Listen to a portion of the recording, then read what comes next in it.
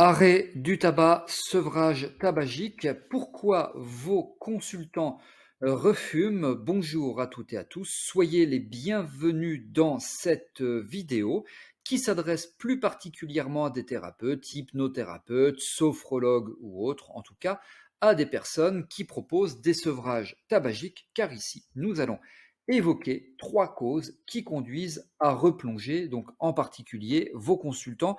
C'est pas une question qui doit rester tabou parce que ça m'arrive effectivement quelquefois d'avoir des consultants qui me recontactent et qui me disent: «Voilà, je vous ai, consulté pour arrêter de fumer, je refume, que fait-on?» Ça arrive et j'ai, évalué 3 causes à cela. Je vais donc évoquer tout cela avec vous dans cette vidéo.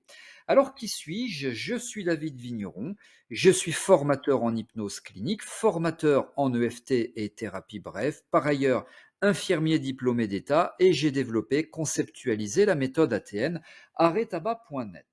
Je vous précise que vous avez la possibilité de vous abonner à cette chaîne YouTube. Pour cela, cliquez sur le bouton s'abonner et activez la cloche de notification pour être informé lorsque je sors de nouvelles vidéos. C'est tout à fait gratuit. On va donc évoquer tout cela. Juste avant, je vous précise que vous avez la possibilité de suivre un webinaire, une conférence en ligne qui s'intitule Réussissez enfin vos sevrages tabagiques. C'est tout à fait gratuit. Le lien d'inscription figure sous cette vidéo. Au programme, je vais évoquer avec vous les 3 dépendances liées au tabac. Vous verrez que la troisième est surprenante. 5 fausses idées reçues sur le tabac qui font partie d'arguments que vous allez pouvoir utiliser pour réussir vos sevrages tabagiques. Les 2 graves erreurs commises par les praticiens en sevrage tabagique, bien sûr, qui sont à éviter, je vais les évoquer avec vous. La technique qui va permettre à vos consultants de diviser par 2 au moins leur consommation, technique que vous allez pouvoir leur apprendre en moins de 3 minutes. Bien entendu, je répondrai aux questions que vous vous posez. Alors inscrivez-vous pour ce webinaire. Le lien figure dans la description de cette vidéo. Ne tardez pas car le nombre de places est limité. Alors le contexte, c'est quoi?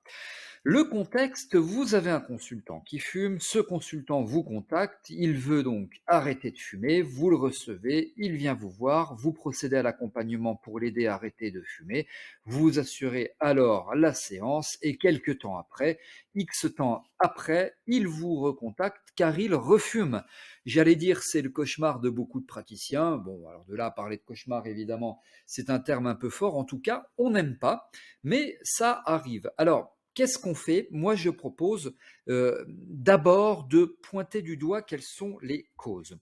Pourquoi connaître les motifs de reprise? Eh bien, pour deux raisons. Premièrement, parce que vous allez pouvoir anticiper, comme on dit, hein, il vaut mieux prévenir que guérir, et donc vous allez pouvoir anticiper, et puisque vous anticipez, vous allez pouvoir éduquer vos consultants. Tout simplement, leur expliquer les 3 modes de reprise les plus fréquents et donc leur expliquer comment éviter de retomber dans ce piège, dans cette habitude nocive et mortelle de fumer. Donc comment éviter de refumer.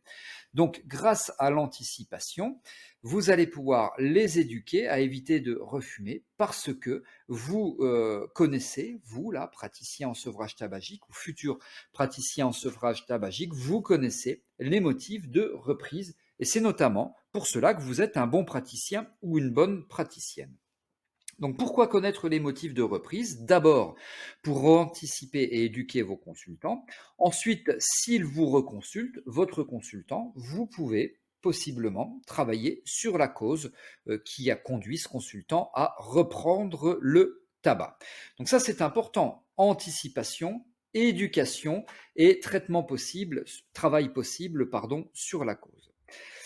Alors du coup, les 3 causes. Premièrement, alors ce sont des causes que j'ai identifiées, hein, ce ne sont pas des causes que j'ai lues ici ou là dans la littérature ou dans des publications médicales ou scientifiques, c'est vraiment du personnel, c'est ce que j'ai identifié. Premièrement, je crois que c'est le mode de reprise, pardon, le plus fréquent, c'est la cigarette en soirée. Juste pour voir, juste une. C'est-à-dire que voilà, moi fumeur, ça fait 2 ans que j'ai arrêté de fumer. Donc ça fait 2 ans que je suis non-fumeur.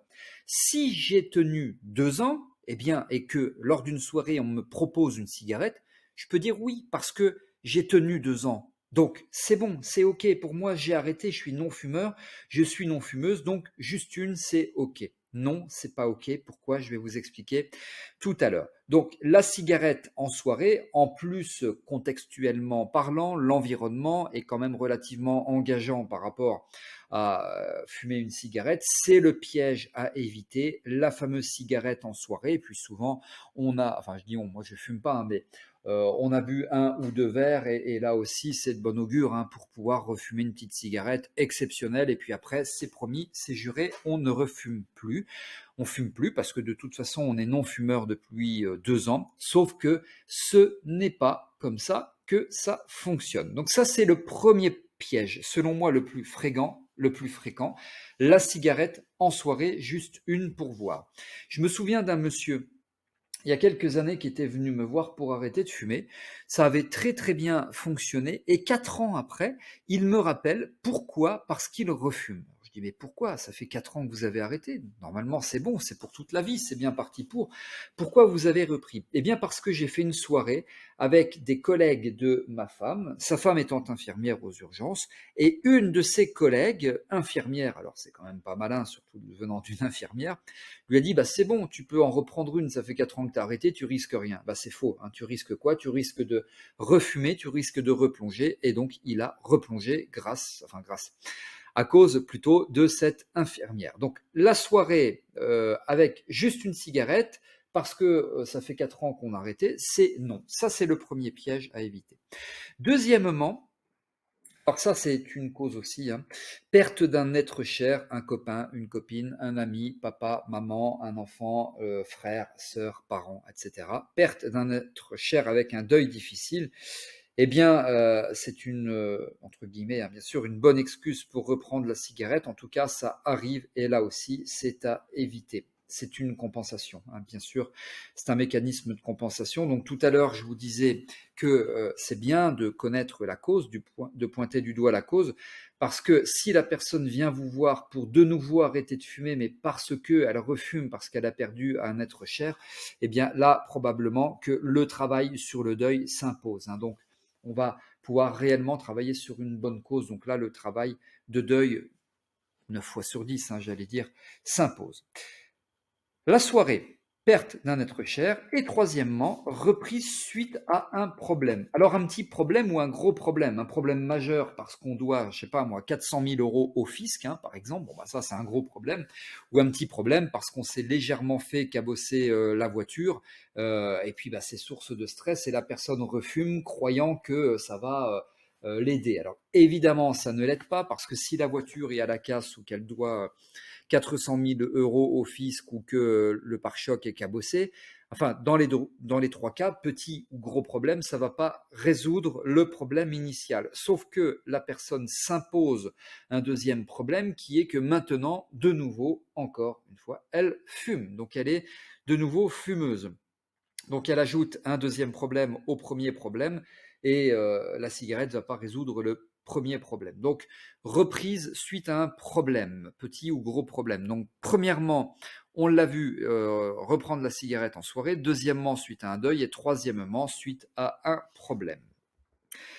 Alors du coup, là, dans ces contextes-là, c'est la cigarette béquille pour se détendre. Sauf qu'on ne se détend pas. Le fumeur ne se détend pas quand il fume. Pourquoi? Ça fait partie d'une des dépendances, tout simplement parce que quand il fume, ça je le détaille davantage dans le webinaire, hein, donc si vous y assistez, vous verrez ça, je vais tout vous expliquer. Quand il fume, il inhale des fumées qui provoquent du stress physiologiquement, réellement pour de vrai, et puisque la personne est stressée et que dans la tête ça la détend, de fumer, eh bien, elle refume. La boucle est bouclée, c'est un cercle vicieux duquel il va falloir sortir. Donc la cigarette béquille, oui, peut-être, pour se détendre, certainement pas. Et donc, c'est bien, comme je vous l'ai dit, d'identifier les causes pour pouvoir travailler sur les bonnes causes. Voilà.